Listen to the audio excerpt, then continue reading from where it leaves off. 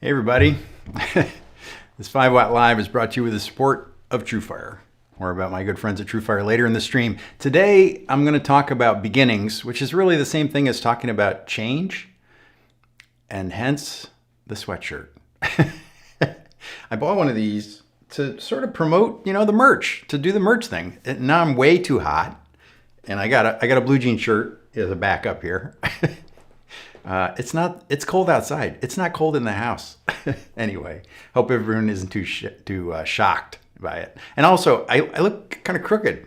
I don't know I guess it's me. I don't think the sweatshirt's fine. I looked at it anyway. Recently, I've been thinking a lot about beginnings, and in particular about doing something new and the reasons we don't start doing that.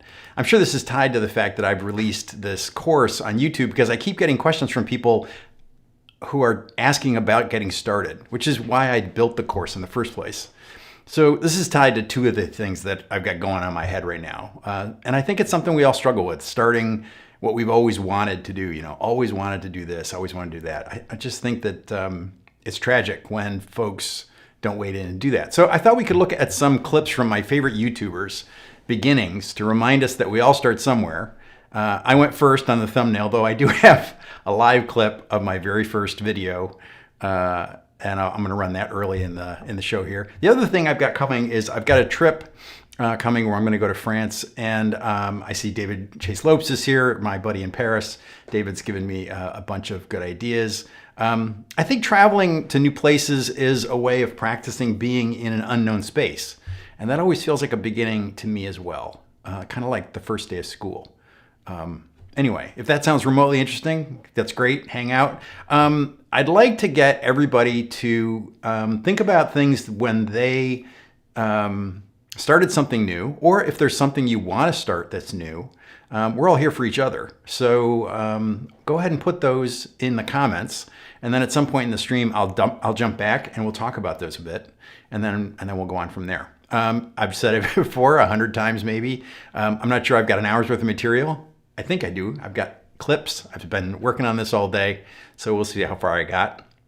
See the descriptions for my online store for t-shirts, hoodies, and hats. Also, the link for Friends of 5 Watt on Patreon is there if you want to be in closer touch with me. The Barber Bus and Plus pedals are out. We've actually got a new version of the Plus coming, and we ran out. We totally underestimated how fast those were going to fly off the shelf. David is working hard to build a new batch. So those are out there. As I mentioned, the new Mastery for Musicians course is there. Oh, look, I even got myself talking about it right there on screen. If you always wanted to have a YouTube channel, but you didn't know where to start, that's what my course is about. That's a little bit of what I'm doing this for today because I think trying things is crazy important. And so we're going to talk about that. I'm going to get this off here.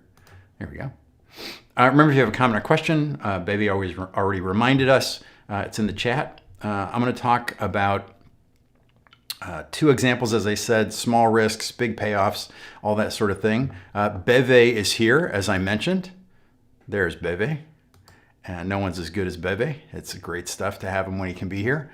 Music in the intro, of course, was my good friend Jeff McErlane. I always feel guilty when I use that great clip of Jeff, not quite copyright thinking, playing of LaGrange, because just as he starts getting cranked up about a minute in, I cut him off, and I always feel bad, but it's so killer. The energy's so good. It's almost a theme song at this point. So I want to start off by sharing some video clips of my favorite YouTubers, people I know, and one guy that I don't know, but I love the fact that his channel has such a huge distance of time that it's been going.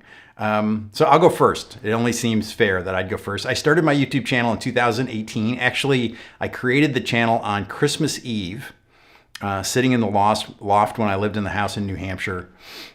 Christmas Eve night 2017. I started making videos that spring, and sort of as a hobby. And later that year, I still had about 425 subscriptions, which, you know, it's not nothing, but I'm from a big family, so that wasn't that big of an accomplishment. So let's run my clip. These are all really short. They're a clip of the first video and then the most recent video by the same person, the same channel. So I'll go first. Here we go. This is Keith Williams. Welcome to 5 Watt World, where we're interested in helping you get the most music from the least gear. Hi, this is Keith Williams. Welcome to 5 Watt World, where we're interested in helping you get the most music from the least gear. So those are the two clips of me. If I looked, well, you know, that first clip is what we used to in photography euphemistically refer to as soft focus, which is another way of saying out of focus. I'm looking below the camera, as I sort of am now, because I'm reading from notes that I did earlier in the day. But then I was reading from a script, including that little intro, which I had just written, that was taped to the tripod below the camera. I looked terrified to be on camera because, well, pretty much that's exactly what was the case. I was terrified. I'd done a ton of public speaking in my career in higher education, but I had never just sat and talked to camera. Even like this, it's always feels so artificial to just, I'm talking, but you guys don't talk back except over here in the chat. So anyway, so that was me early on. That was the first video. They don't get better for quite a while. The one thing that is true, and I say this actually in the course, is that my audio was pretty good from the start. And that's because Rick had been doing his channel for a couple years, but also Rick was a record producer for 20 years, and he knew enough to tell me to kind of point me in the right direction. So like most people, most musicians, I owned a decent condenser, well, decent, a $70 condenser mic, which actually I still use to record all the major videos. It's downstairs. Here, this is a shotgun that's a little more isolating from the house. How come, Everin says, how come you look younger now than in 2018? I'm happier now than I was in 2018. And besides, if you look at the regular videos, I always look happier when I'm live, I think. So anyway, so that was me. And yeah, you know what? Predictably, this sweatshirt is way, way too hot. I cannot get through the hour wearing this thing. I feel like a little kid at camp. Oh, I forgot. I even have my David Barber. David just did merch. That screams on screen, doesn't it? That's huge. That's loud. Told you. I'm only good with the change for so long, right? So David Barber started doing merch, and I'm wearing the Barber electronic shirt, which is fantastic. So all right, so there we go. There. Oh, I feel so much better. All right, back to it. All right, let's run the Rick clip, and we'll see where we are. Where is he here? I did all these clips today. Hi everyone, I'm Rick Beato, producer, composer, audio engineer, and music theorist. Welcome to my YouTube channel, Everything Music. Hey everybody, I'm Rick Beato. In today's episode, I sit down with keyboard icon Rick Wakeman. He's a musician whose contributions to rock and progressive music have left an indelible mark. There you go. That's a pretty big difference. Rick should be next because it's Rick's fault that I'm here. He convinced me to start making videos about things I was talking to him about and things that were happening in my life. I was paring back a lot of gear. Rick, as I've said here before, Rick has always been one of those people that's really, really great at staying in touch. And Rick and I actually, recently, it's been harder to connect. He's been traveling a bunch. So we haven't talked as much on the phone as we usually do, or have actually for years and years and years. But I was back at that time. I was paring back on the gear, and then later making videos about my fascination with the history of the gear that we use, that we put on pedestals, these days. I know that Rick never expected his channel to be this big. I very clearly remember talking to him when he broke 1 million subs. And he said to me on the phone, on a speakerphone actually, he said, "So what do I do now?" And I said, "Go get another million." I even looked into trying to buy a million of anything. And I thought maybe I could buy him a million jelly beans. Well, a million jelly beans would fill like a dump truck. So Rick didn't get a million of anything when he broke a million subs. Anyway, he's gone on to answer the question for all of us. What do I do now? If you follow him on Instagram, you see that he just interviewed David Gilmour from Pink Floyd this week. And I would say that that is a high watermark for anybody's channel. Around the same time that I started my channel, Rick convinced Rhett Shull, who had been an intern in Rick's studio for probably about 8-9 years before that, on and off. And it's interesting because Rick and I both start our channels saying our names. Both of these clips I'm going to run of Rhett, one from 6 years ago and one more recently, he doesn't introduce himself, which I think is an interesting way to just jump right into the video. In a way, he's not putting himself there, but in another way, he's maybe more so he is. Well, let me run the clip.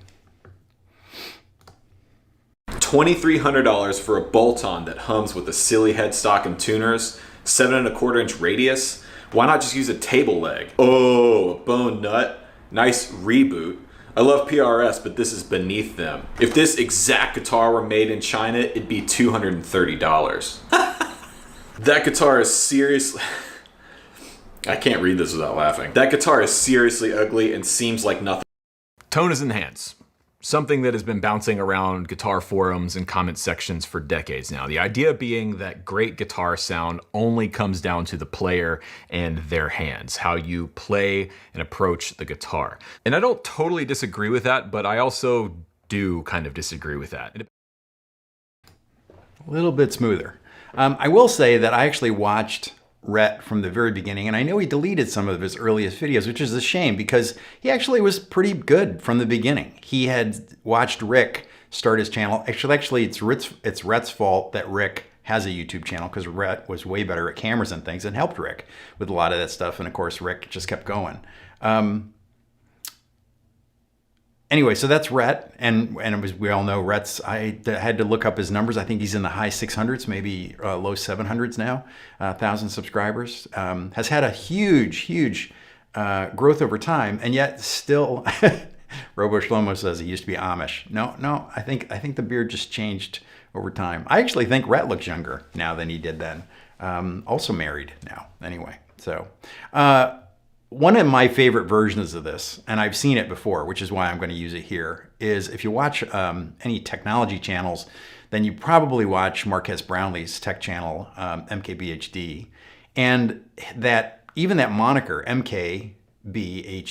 So I don't know Marques' middle name, but MKB is his initials, and he had HD there because it was high def. That's because high def was a new thing when he took on that moniker. He's been doing YouTube for 16 years, and which means it goes back to when he was 14.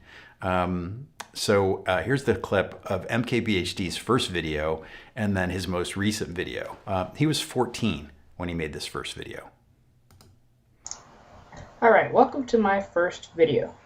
Bought a new laptop, and it's an HP Pavilion DV7T. So of course I got the Media Center remote with it. Quite a nice remote. So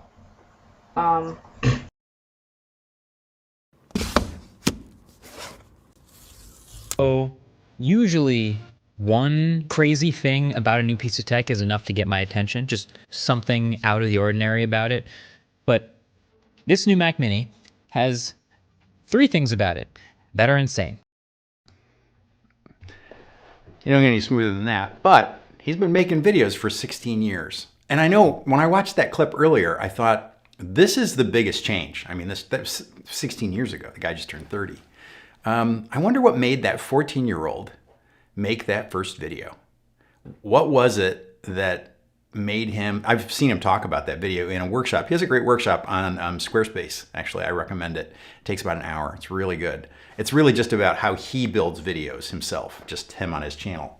But it's obvious that he, at some point, realized this was going to be a big thing. He went to college, he got out of college, he went right into the channel, but in a bigger way yet. If he's not the biggest tech YouTuber, he is pretty close. He interviews people like Tim Cook from Apple, etc. If you don't follow his channel, I'd encourage you to do so. I actually watch a lot of channels that aren't guitar channels because I think that they do a great job with photography, and there's a lot to learn from all of those kinds of things. But as I said, Marques is somebody we can all learn from, even though Marques has a whole team of people in a big office full of folks that's doing things. Everybody is fill in the chat. Remember, put your, if you have a story where it was hard to begin, or there's something that you want to start and you just haven't gotten up the nerve to do it yet, go ahead and put it in the chat. Share it with everybody. Like I said, we're all friends here. It'll be good. I've saved this last one for because I had a lot to do with this guy's beginning on the channel. And so this is finally my good friend Zac Childs from the YouTube channel Ask Zac. So this is his first video and his most recent video.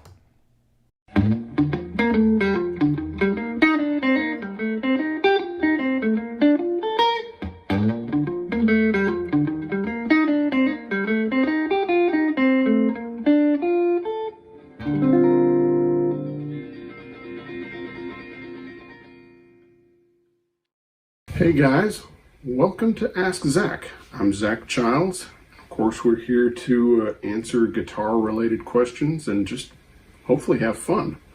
Let's be guitar nerds together.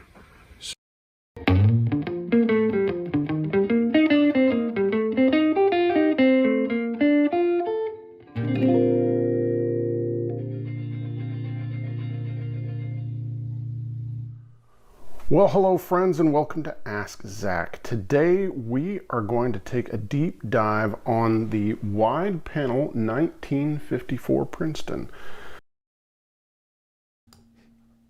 As I said, I feel a little parental watching Zachary's channel. That started because I was watching Zac's True Tone Lounge episodes. And I reached out to him because there were a whole bunch of things on the episodes that I really liked, and I wanted permission to use a little clip from an episode. And he reached back out to me, and he's like, hey, we should get on the phone and talk about some things. And he was looking to get out. Magazines were really falling off, and he was getting interested in taking a side hustle that he'd had for, I think, like 10, 12 years before that, called Ask Zac, and move it to YouTube and stop having it be in Vintage Guitar Magazine. His goal at the time was simply to make enough money to take up the slack from that side hustle. It was like $500 a month or something. And so we brainstormed about the kinds of things he would do and what it would look like. I coached him along, encouraged him, and especially in ways to monetize the channel with t-shirts and mugs really early, even before he was monetized on YouTube. And in a heartbeat, he was making as much or double what on the side, doing these videos, one a week or 3 a month and then a live stream, some combination of those things. And he has over 60,000 subscribers. One of the other reasons I always use Zac as an example is that Zac films those videos. I think he has a different phone, but he filmed that first one and the most recent one. He filmed it on an iPhone. And he upped his audio game. You can tell that first one is just right at is echo from the room. So you're hearing the recording right at the phone. He simply moved to a lav mic that plugs right into the lightning or the USB jack on his phone. I don't know what generation iPhone he has. And then it's a small lav. If you go digging, I did a live about 2.5 years ago. I did a live stream at Zac's house with him when I was in Nashville. It's a really long, you watch the whole thing. We had a great time. We totally lost track of time. And all Zac did at the time was put the lav mic, this little tiny condenser mic, on an arm between the two of us. And all the guitar parts you hear are right through the lav mic on his channel, and David Barber's always talking about how great Zac's guitar sound is. It is. It's great. It's a deluxe or a Princeton down on the floor playing behind him, so towards the mic, which is in front of Zac. And it's close enough, and the iPhone software is good enough to sort of clean things out. And actually, I understand the new 16s are even better. But as David's always saying that the guitar tone is great, and he's right, it's great. So, did we get some people to put some ideas in the chat there? Those are my versions of that. And I think that seeing all those channels early on they must have thought a lot about it, and then they simply got started. There's a YouTube channel that I used for camera settings and lighting things and tips early. I actually cite them in the course. There's no money changing hands, but they were great from the beginning. It's a guy named Sean Cannell with a channel called Think Media. And their channel tagline is Sean just saying this. I clipped it a little short when I recorded it today, so I'll play it three times. You gotta just press record. You gotta just press record. You gotta just press record. He's saying you gotta just press record. He's saying you just got to get started. You just got to get in and do it. And I love that. Each of those people, including myself, took a leap, as terrified as we might have been, and we just started doing it. I think typically we hesitate because we're afraid of being judged for our efforts. I think it's easy to say that might be, no, I'm afraid that I'll be bad at this. But being bad at something really has no downside if no one notices. So I'd say we're social animals, and I think we're afraid of not being seen as doing it well in the eyes of others. Or maybe worse, sometimes we can be overly critical of ourselves. We're afraid of doing it badly in our own eyes. But again, I'd argue that that's probably just a defense mechanism. I know that, from looking at it for me over the years, we're probably just trying to get out ahead of the judgment from other people, rolling in. Years ago, I worked in a university and we took a Myers-Briggs personality test as part of a staff workshop. These things have been widely debunked since as being kind of full of it. But it was an interesting exercise because they end up doing this questionnaire and you come up with 4 letters that describe your personality type. And there's a little tiny box that has a description of the kind of way you are, maybe with your other staff members and stuff. And you fill these things out, and like I said, it's kind of gone out of fashion in a big way at this point. Anyway, my 4 letters were ENTJ, and they stood for extrovert, intuitive, thinking, and judging. Actually, it was right on the edge of introvert, extrovert. I can get on the camera and do this, or I could stand up in front of hundreds of people and do a presentation. But afterwards, I usually am pretty drained. Usually, Tuesday evenings, I'm pretty tired after doing a live stream. So the extrovert thing was sort of on the edge, but it was extroverted, intuitive, thinking, and judging. About 2003, I had a cancer misdiagnosis, and I was doing a batch of therapy to handle the PTSD that came with that. And I remember the therapist was great. He's a guy named Mark Schultz, who's retired now. He's amazing. And I told him those 4 letters, that I had this workshop: extrovert, intuitive, thinking, judging. And he sat there and he kind of did the, therapist, what do you call it, steepling his fingers. And he put his hands in his lap. He said, it's the judging that'll get you. And I don't know if he meant me or just all of us, but it kind of feels like both. And Mark was right. It's the judging that gets all of us. So to start, we have to set aside the self-judgment to start something new. This is not easy, but it's absolutely necessary. We absolutely have to keep starting to do things that we haven't done before, because beginnings are the most important change that we can make. There's a quote from Dune that's misquoted in the David Lynch movie. But I think the original quote is, beginnings are the time for taking the most delicate care. And that all sort of, again, makes the changes really big, feel really big. But in fact, what I'm going to tell you is people really are not watching to the extent that we think they are. I can help. I can help with this part. I can tell you that from direct experience, everyone else is too busy judging themselves to spend energy judging you. There's a concept in psychology called the spotlight. We think that we're in a spotlight and everyone is watching us. But everyone else, in this theory, everyone else is really just worried about their own spotlight. And it isn't really that they're looking into ours, is that they're just worried about people looking into theirs. And do I get lousy comments? Of course. I get lousy comments. I get about 500,000 views a month on the channel. I remember Rick and I talking at the beginning of Rick's channel about what percentage of people were probably just not very nice. Of all the people that watch the channel, you're going to have some people that come to your material angry already, or having a bad day, or whatever you want to have. Todd Morgan put in the chat, "Fear is the mind killer." He's quoting Dune as well. And people will say, you know, I talk too fast, I talk too slow, I'm too dry, there's too many pictures, there's not enough pictures. My response now, and I mean this with all my heart, is I'll put in quote, I'll just write back, if I write back at all. If they're just nasty, I just delete them and often ban them from the channel because they're clearly not looking at helping anybody.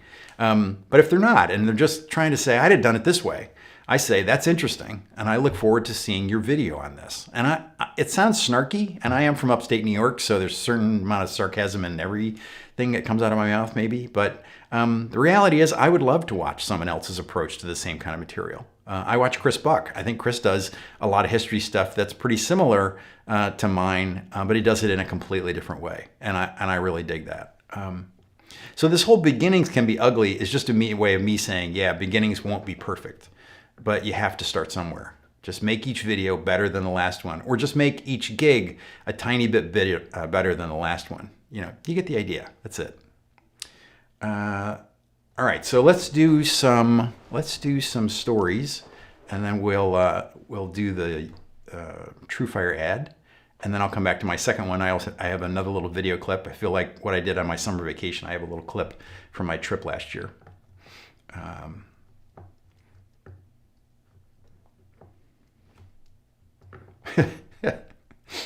My knees hurt says the best part about being on the internet is we can delete people. We can delete people in real life, but the consequences are much higher. You know what's funny about that is I always talk about Austin Kleon, who wrote these books, Steal Like an Artist, Keep Going. Oh, I'm going to blank on the third one right now. But at some point, he was feeling really bad about deleting the comments that somebody had put. And his wife said, well, if someone came into your house and took a crap on the carpet, you wouldn't leave it there. And your channel is your space. It's your house. So I don't think twice about deleting someone from the channel. Rick used to have this whole joking thing that he did in the chat, because he used to have a lot of hecklers in his early chat. I don't have them now. Maybe cleans them out and I never see them. But I think everybody that shows up here is pretty nice. But Rick used to, he had a band hammer. I even sent him a toy hammer for doing a band hammer thing. But the reality is I think most people really just want everybody to succeed.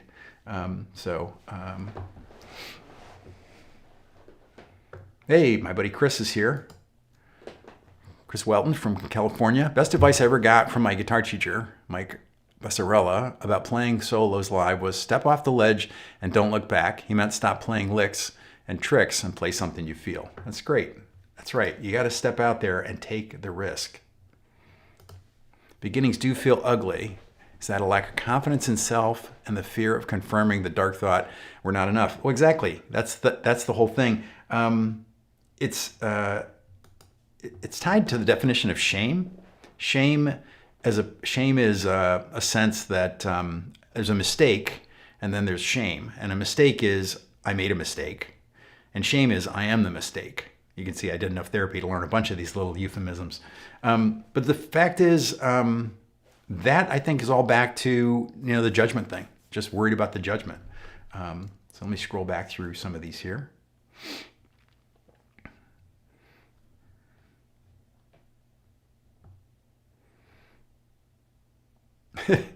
I love Carol. Carol says, if you want to play a solo at Wembley, the spotlight is on you, and every day is your birthday, just like me. There you go, Carol.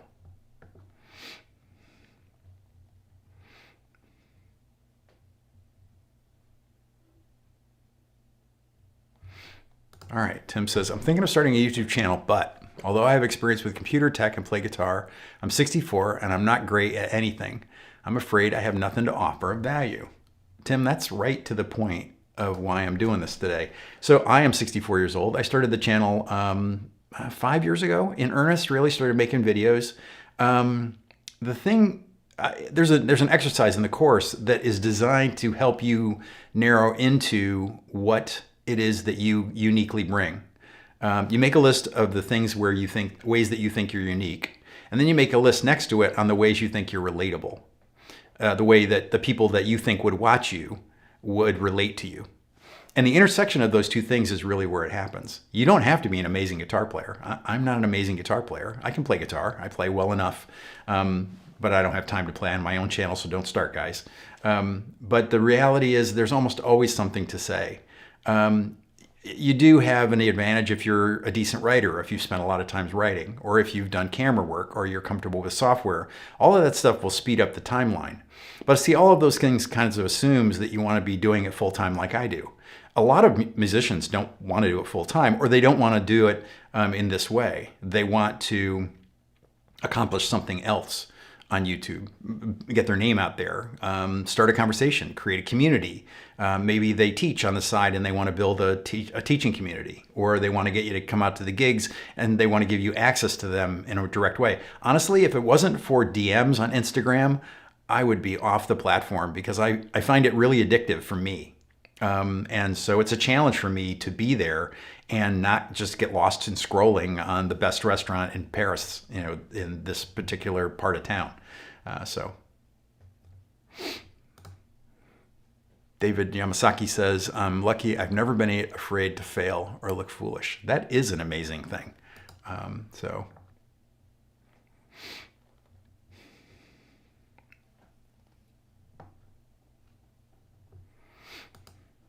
Superlead 100 says, I basically have been uploading shorts of myself playing along with songs I like and want to expand at some point and see where it takes me. That's a great way to start, actually. I've realized that shorts are a great beginning, especially now that YouTube allows you to do vertical or square content up to 3 minutes long. 3 minutes is a couple of pages of text. That's a real length of video.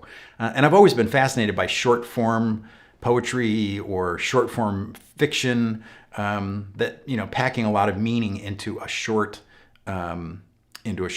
piece of content is amazing. There's that old Mark Twain joke that he says, I wrote you a long letter because I didn't have time to write you a short one. In other words, he could just do it off the top of his head. So.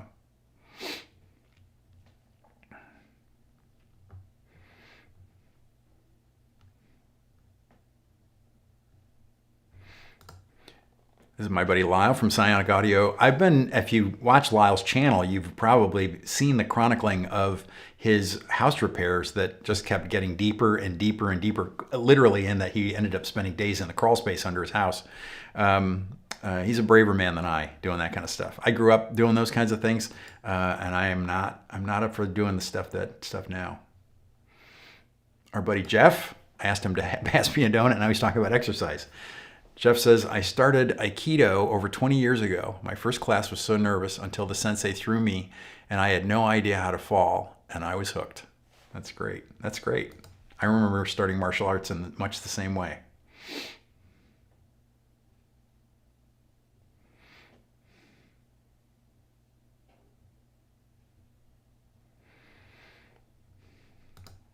John O'Keefe says, I've been working on posting to YouTube more. I play a lot of bass.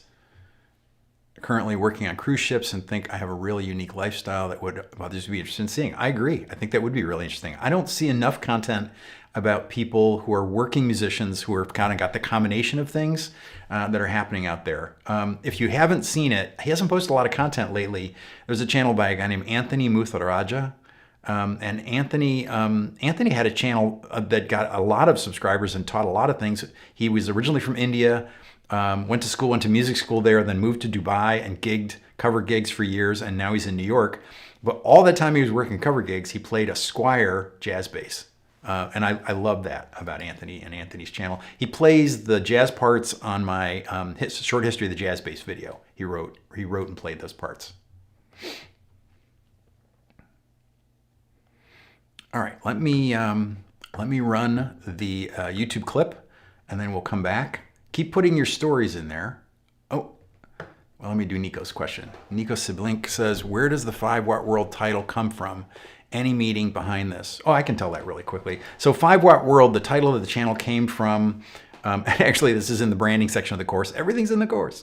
In the branding section, I talk about how I was looking for a name for the channel. I had built a number of 5 Watt amps at one time, and I thought that they that 5 watts was enough for playing in a studio or at home. It's plenty of wattage. You turn the thing up, it's going to be there. And I still have one of those 5 watt amps. So there was that. And I knew I didn't want it to just be about me. I wanted to create a community. So the world part was there.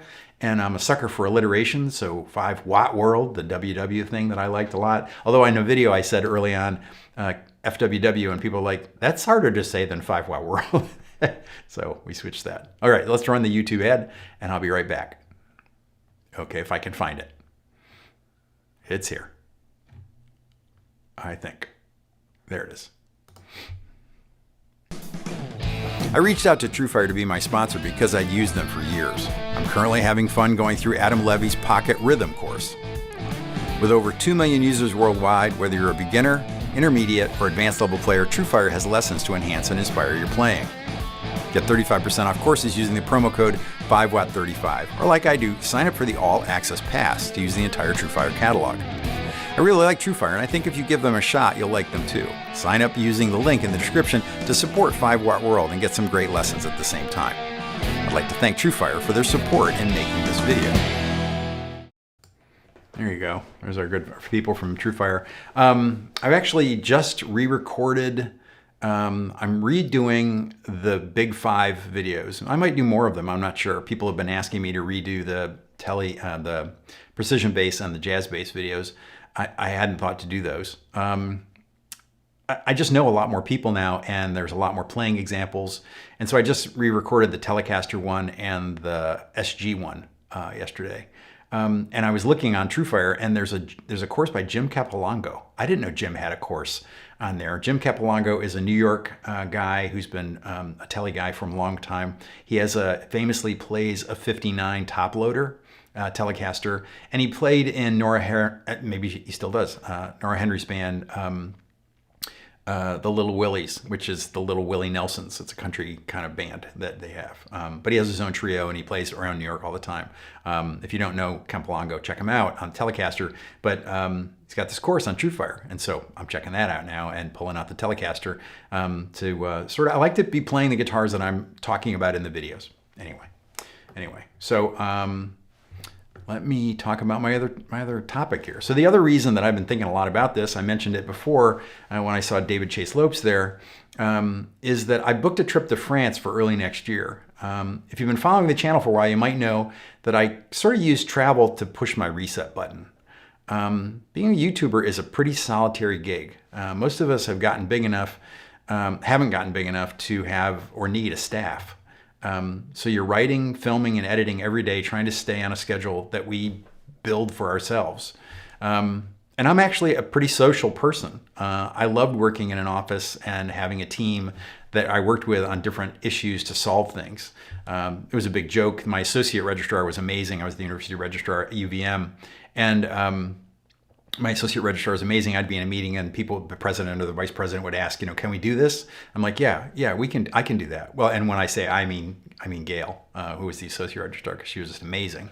I loved having a team. It's actually one of the reasons I've really enjoyed working with David Barber this last year on the overdrive pedal projects that we've done together. I find it really interesting.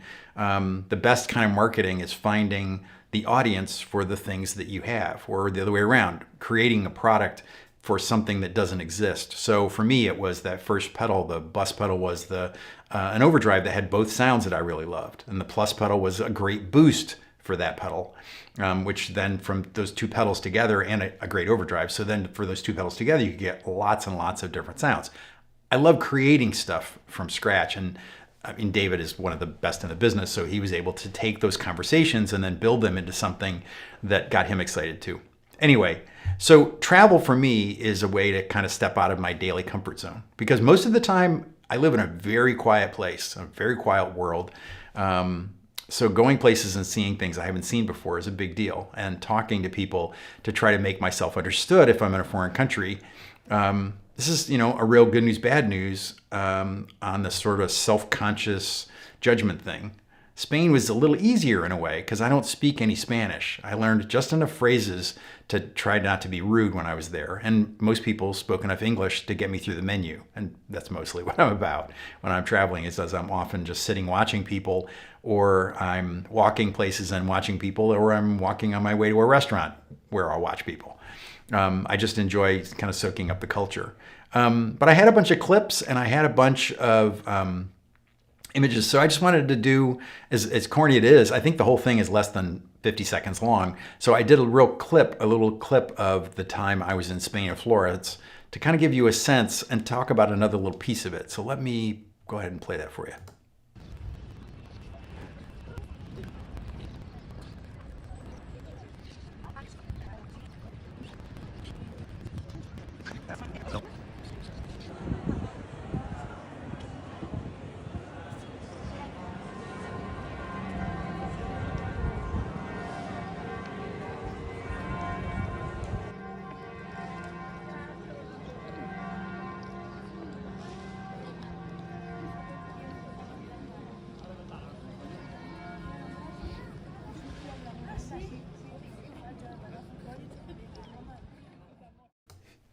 I sent that to my wife Roman, and she kept sending it back to me. She's like, "Well, there's a better clip of you in Florence. There's a better clip of there's."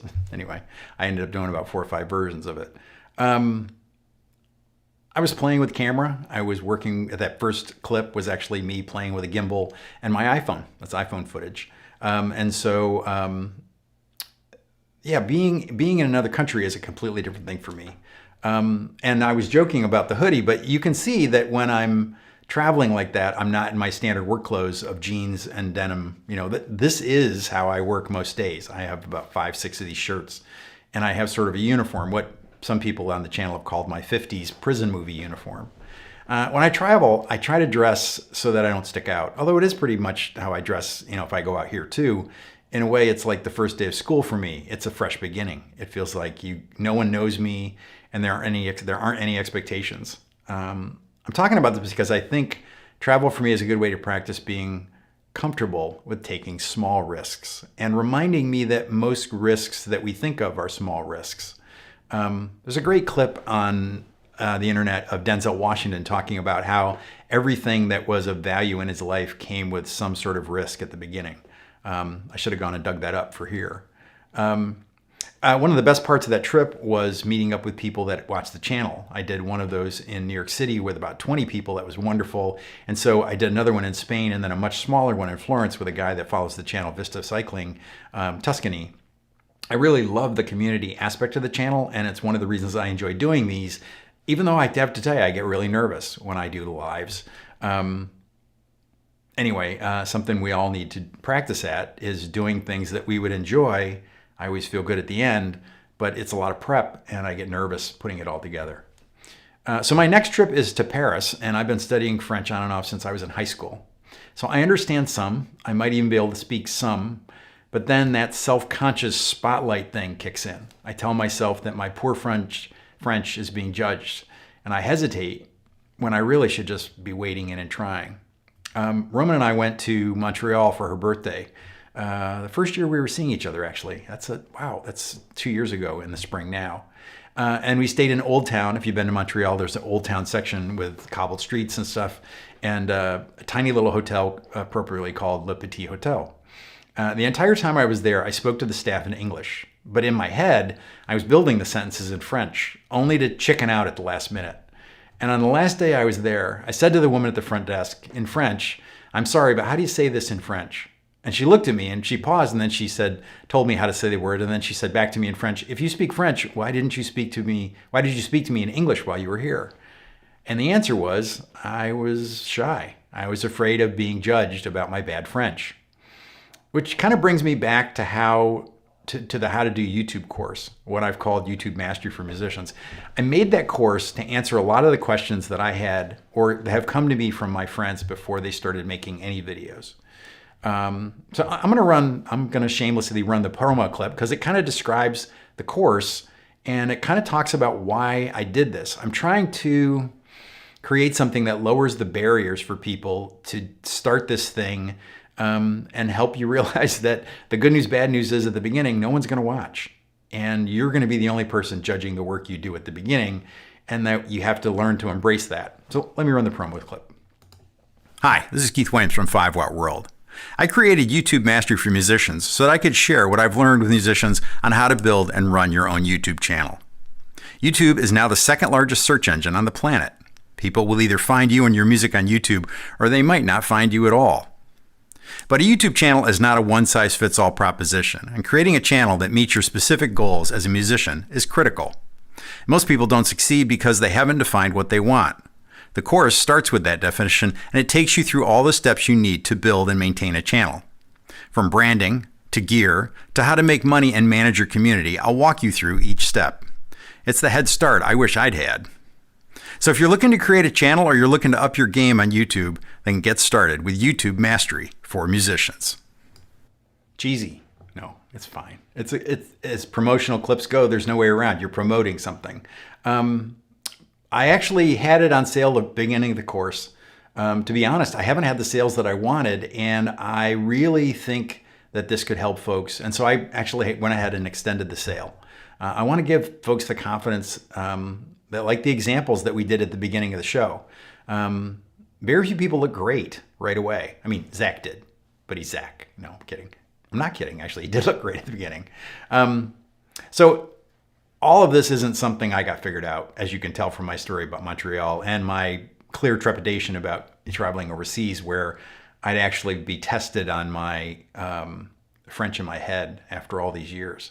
I know how hard it is to start something new, or even to take a risk and try to do something you've long practiced, whether that's me with my French or me trying to make the time to play guitar on camera as part of my video making process, which has been an incredibly hard thing to do. I barely get the videos out on the schedule that I've created. So maybe this year, one of my New Year's resolutions needs to be to look at the schedule and look at the breadth of what's getting captured there. So yeah, even though it's not New Year's, that's a couple of things I'd like to try to work on this year. So 2 things that'll help me get into the beginner's mindset and take the small risks, reminding myself that really no one else is watching as much as I think. So that, as always, took longer than I thought. Let me do a few more comments and questions here. If you got questions, go ahead and get them into the chat and we'll get them done here.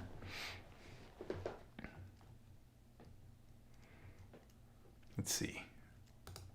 Art says, hi Art. Art says, shyness stops so many of us. I think that's absolutely true. And I'm actually having a friend over tomorrow night, and it's the first time we've gotten together, just the 2 of us. I'm kind of, as a guy that I met through the channel, actually, great guitar player. We're gonna do some sort of acoustic, and he's got a really nice old telly, so he's gonna bring that, and we're gonna play some tunes, but I'll probably be the one doing most of the singing. I did that when I was in my 20s, and I started doing it again for these monthly jams that I go to. They've gotten really satisfying. When I started seeing my now wife, the joke was, so you play guitar, yes? Can you sing? If I have to, kind of a thing. And I think it's always clearly been a risky thing that I've done. And I think it was a clear, thing about trust, that I was feeling like safe enough in that environment to go ahead and sing. Anyway, cheesy, I don't care. Anyway. That's very kind of you, Blue. Thanks, man. Let's at least, what else we got here?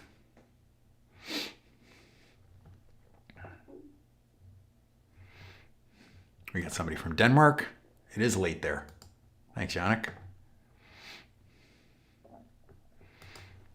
Perry, I'm coming to this backwards, but Perry is talking about how Perry edited a lot of the early scripts. He worked with me for maybe the better part of 2 or 3 years editing scripts. And now when I talk to him about editing a script, he's like, nah, I've got you fixed up. And my humor has infected you, and you even try to sneak him in.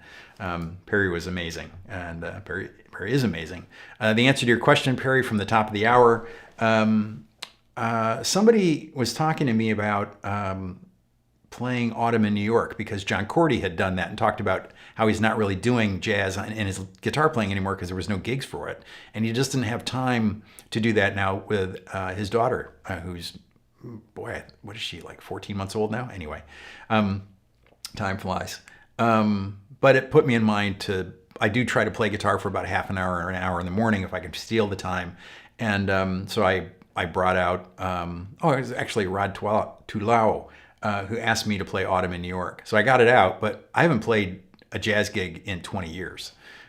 So it's not like those things are all still in there. Sad to say, they're not all still in there.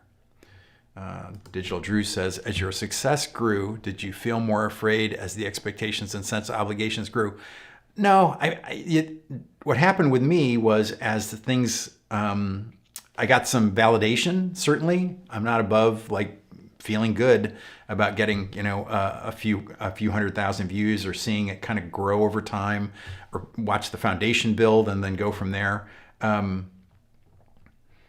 I do sometimes think, it was funny, I was 5 or 6 years ago, I was staying at my mom's. And I said, and she saw me working, and she had no idea. I was there for a few months, and she had no idea how hard I had to work to do the channel. And I literally didn't have time to go get a haircut. And she said, well, it's not like anybody sees you. And I said, just the 400,000 people who watched the videos this month. And it just burst out laughing. My mom's, at the time, she would have been in her early 80s. She's in her mid 80s now. And she just thought that was a riot, that here I was in a little, spare bedroom in upstate New York, just all by myself. But then there were 400,000 people that were seeing it. Just like this, I'm just talking to a camera. So the thing for me is I think about talking to, I guess I probably have the average viewer in my head. And those viewers are friendly, like here. Like you guys all, there's so many people who know each other. It's amazing to me the number of people that I recognize over time. It's great. So speaking of which, there's Shane in Japan and Okinawa.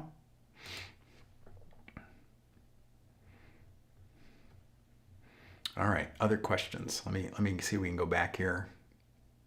Get some more questions to round out the hour.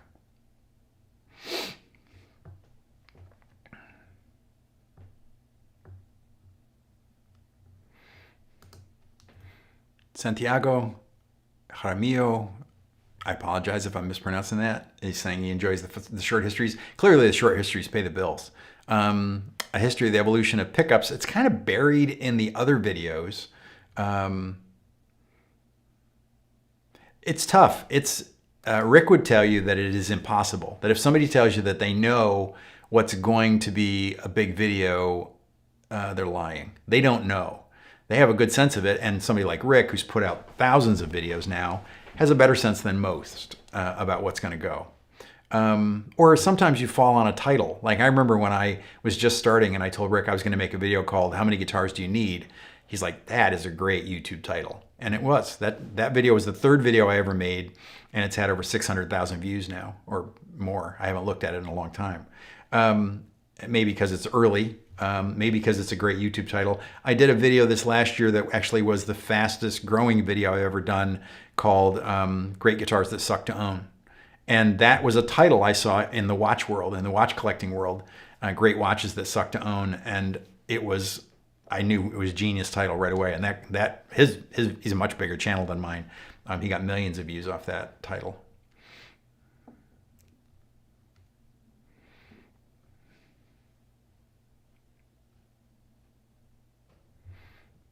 Santiago says that Capolongo has been playing in his country. Which country is that, Santiago?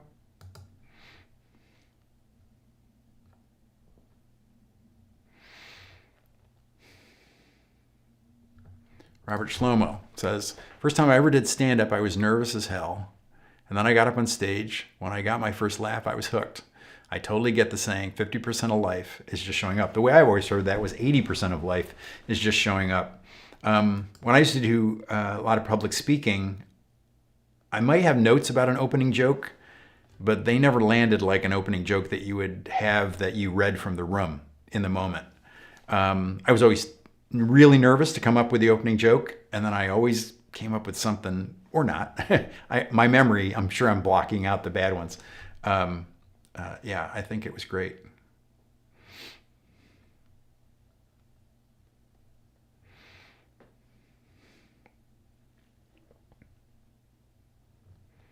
This is an excellent point. Sorry, Drew's getting a lot of airtime because he's got some really interesting ideas here. He said, I've considered starting a channel, but I'm into too many things. Guitars, games, cars, archery, and I guess posting my journey on these could be interesting or entirely boring. You never know what's going to stick. In the course, I talk about how you really should be making videos about multiple subjects that are interesting to you and see what gets picked up. The viewers will always tell you, the audience will always tell you what's going to work or what works for them in the way you present and the things that you're into. So that's the great part about it. People, it's good, of course, good news, bad news. You might want to do something that people don't pick up right away. So.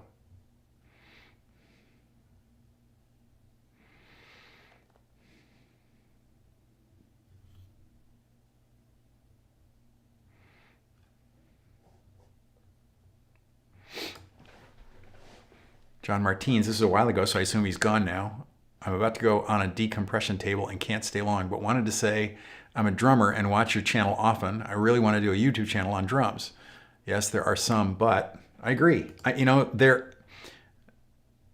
This sounds so rah-rah, but the fact is there are channels on every subject, and yet new channels find a space every day. Millions of channels get started, and stuff gets started all the time. And honestly, it's funny. Scott's got a comment here that I'm going to springboard off of. Then I'll come to Scott. There's been a sort of a backlash against really high-end production values. Marques Brownlee just did a sponsored video for a DJI 360 camera. But the fact is, he was talking about how there's been this move towards more natural content, how things that just feel like they were just off the cuff. I'm not sure how much of that is. And Rick and I always laugh when they say that there's a new thing in YouTube about being authentic. And I'm like, well, people who weren't authentic couldn't keep it going anyway. You can't pretend to be something you're not. I'm not going to do my college FM radio voice here for hours or years at a time. It's just not sustainable. Scott says, I enjoy watching YouTubers who are novice and uncomfortable and uneasy, especially videos that are unedited. If someone is uncomfortable but still doing it, they must have something important enough to say. That's beautiful, Scott. You're a good human. I agree. I think that people that are just putting themselves out there and talking about it, you see me, I'm working from notes whenever I'm on camera, except for this whole half hour that we've been going here at the end.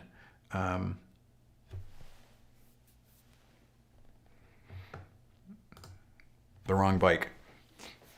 Interesting name, The Wrong Bike. The thing is, the only way to make money on YouTube is to make a lot of money, because I think he means get a lot of views. The first few thousand views don't pay anything at all, or am I wrong? So you get monetized at a point, although it's easier to get monetized than it used to be. But it's easy, there's lots of ways, and I cover it in the course, to make money on YouTube without getting monetized. You don't have to get AdSense revenue to make money. There are channels, like Marques has said before, that the number one revenue stream for his channel is AdSense revenues. In other words, driven by views. Most channels, it's sponsorship of some kind or another, and I've really enjoyed the long-standing relationship I have with TrueFire. Those guys are amazing, and we just really fit.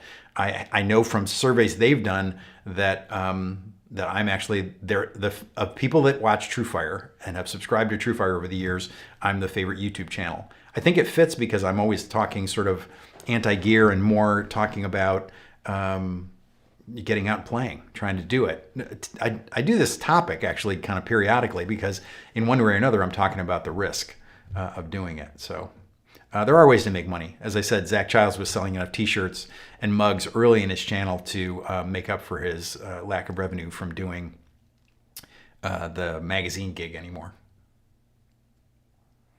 Boy, Drew, you're just feeding everything here. I should have talked to you before. I guess I didn't have to. Authenticity is the currency on YouTube. Smaller channels with more authentic people have such gravity. Some of the content, stay for the person. Oh, came for the content, stayed for the person. It's great. And the reality is that small channels niched down, I think advertisers are even starting to get a sense that those channels are so perfectly suited to to the market, who they're trying to reach, and that's amazing. I have recently gotten ad solicitations from some really big companies: Coca-Cola, San Pellegrino. I think I mentioned it, Bumble, which is a dating app, but it also has a thing where you connect with people at a friend level, which is something I'd be interested in. But I have the sponsorship that I enjoy and that I love. But it's interesting, and I think that smaller channels, if they have time, it takes time to manage relationships with companies and advertisers. That's a big thing. So, the Wolf. Hey, Wolf. In general, how do you measure success when you create a YouTube channel? It depends on what the goal is. If the goal is to get views, then you measure it by views. If the goal is to connect with people like this, then you look at how many people you get logged into your live stream and how many chat messages you get. It depends on what the goal is. It has to be, every channel is unique in that every creator is unique. So that's important. I can see in the other chat that Santiago says he's in Argentina. Thanks, Santiago. I'm glad I didn't miss that. All right. Well, I'm over time. Make sure I'm not going to miss any more here.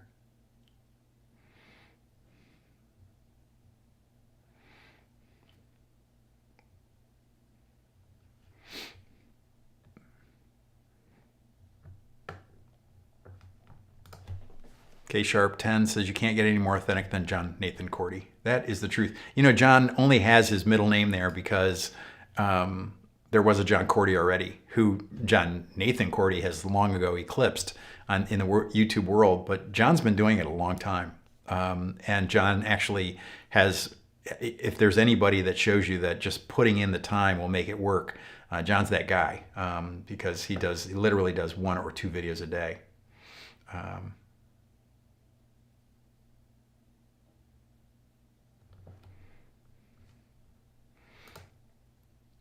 Yannick's had 2 comments here. Let me put them both up. I think there's a universal law that makes us unsure about our capabilities, no matter how many people that are telling us that's what you're doing is fantastic. If 7 out of 10 people tell you that you're doing is good, you're worried about the other 3. Like I said, these are all things inside ourselves. We need to wrestle with that and figure out a way to get past it and enjoy it. And I see people are leaving. Victor was here early, so he's got to go get back to the beach in Hawaii. I want to thank everybody for being here. I'm going to have Jeff play us out again, of course. And if you enjoyed this, let me know. If this is the kind of thing that you enjoy having, very different than the short histories or the pedal board video. If you haven't seen that, that was a lot of fun. And I'm having a great time playing my old stereo chorus flanger, which I haven't played in years. So go watch the video on the pedal board build. That's out in the living room now. If you don't follow me on Instagram and you don't have an Instagram addiction problem like I do, check me there, because I've been posting more. There, things that are kind of happening on a daily basis. So, all right. I want to thank everybody for being here. I want to thank Beve. Remember, TrueFire links are in the chat and in the description of the video. And so use the link in the description to go to TrueFire so they know that you came there from 5 Watt World and that you love TrueFire and that you're enjoying hearing about it on the channel here. Then they continue to love me and everybody has happy, especially me. Anyway, thanks everybody for being here. I'll see you next time, and thanks for being a part of the 5 Watt World.